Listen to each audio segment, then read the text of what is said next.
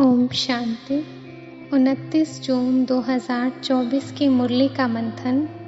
बाबा ने कहा, मीठे बच्चे, शरीर सहित जो कुछ भी देखने में आता है यह सब विनाश होना है। तुम आत्माओं को अब लौटना है, इसलिए पुरानी दुनिया को भूल जाओ।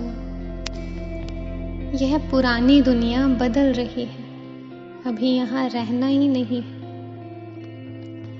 पुरानी दुनिया के विनाश के लिए ही यह बारूद आदि बनाए हैं। नेचुरल क्लाइमेटीज भी मदद करती है। विनाश तो होना है जरूर। प्रश्न, तुम बच्चे किन शब्दों में सभी को बाप का मैसेज सुना सकते हो?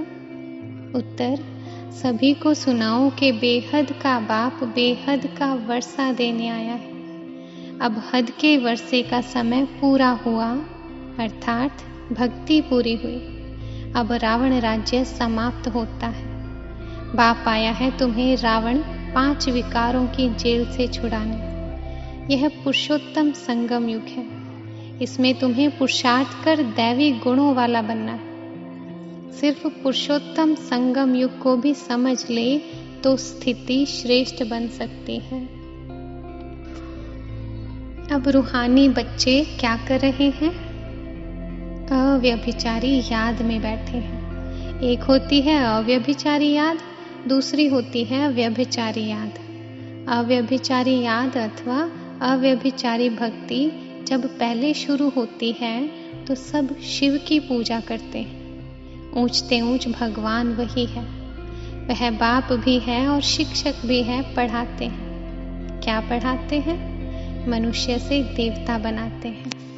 देवता से मनुष्य बनने में तुम बच्चों को 84 जन्म लगे और मनुष्य से देवता बनने में 1 सेकंड लगता है। तो यह तो बच्चे जानते हैं, हम बाप की याद में बैठे हैं। वह हमारा टीचर, सतगुरु और बाप तीनों ही है। वही हमें योग सिखाते हैं कि एक की याद में रहो। सबसे ऊंचे ते ऊंचा है निराकार बाप। फिर मनुष्य सृष्टि में आओ तो इसमें ऊंचे हैं देवताएं। वह भी मनुष्य हैं परंतु दैवी गुणों वाले। फिर वही आसुरी गुणों वाले बनते हैं। अब फिर आसुरी गुणों से दैवी गुणों में जाना पड़े, सतयुग में जाना पड़े। किसको? तुम बच्चों को। तुम बच्चे पढ़ रहे हो और औरों को भी पढ़ाते हो। तुम सिर्फ ईश्वर परमात्मा कहते थे। तुमको यह नहीं पता था कि वह बाप भी है, टीचर भी है, गुरु भी है। उनको कहा जाता है सतगुरु, अकाल मूरत भी कहा जाता है। तुमको आत्मा और जीव कहा जाता है। वह अकाल मूरत इस शरीर रूपी तख्त पर बैठे। वह जन्म नहीं लेते हैं, वह ब्रह्मा के तन का आधार ले अकाल मूरत बाप बच्चों को समझाते हैं, मेरा यह रथ नहीं है। मैं तुम बच्चों को पावन कैसे बनाऊं? तो मुझे रथ चाहिए ना। तो ब्रह्मा का तख्त ले, अकाल तख्त। इस रथ पर विराजमान हो, बच्चों को पढ़ाते हैं। तुम संगम पर हो। कलयुग की तरफ भी देख सकते हो, सतयुग की तरफ भी देख सकते हो। तुम संगम युग पर साक्षी हो, देख सकते हो। प्रदर्शनी में अथवा म्यूजियम में कोई आते हैं तो उन्हें भी संगम पर खड़ा कर दो। इस तरफ है कलयुग, उस तरफ है सतयुग। अभी तो बेहद का बाप नई दुनिया बना रहे हैं।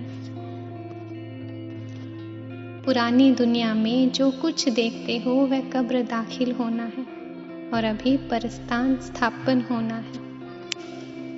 हर एक मनुष्य क्रिएटर है, बच्चों को रचते हैं। वह है हद के ब्रह्मा, यह है बेहद का ब्रह्मा।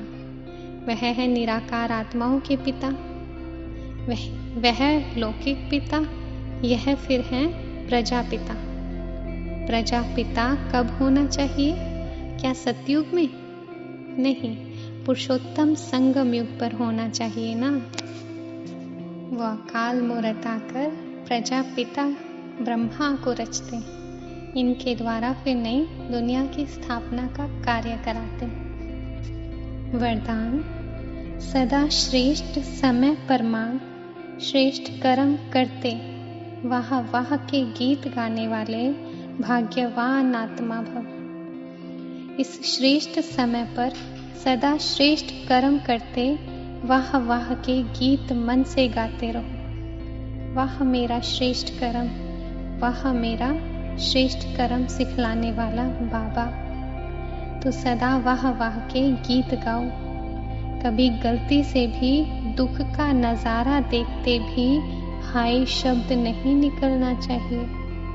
वाह ड्रामा वाह और वाह बाबा वाह। जो स्वप्न में भी नहीं था वह भाग्य घर बैठे मिल गए। इसी भाग्य के नशे में रहो। स्लोगन: मन बुद्धि को शक्तिशाली बना दो तो कोई भी हलचल में अचल अडोल रहेंगे। ओम शांति।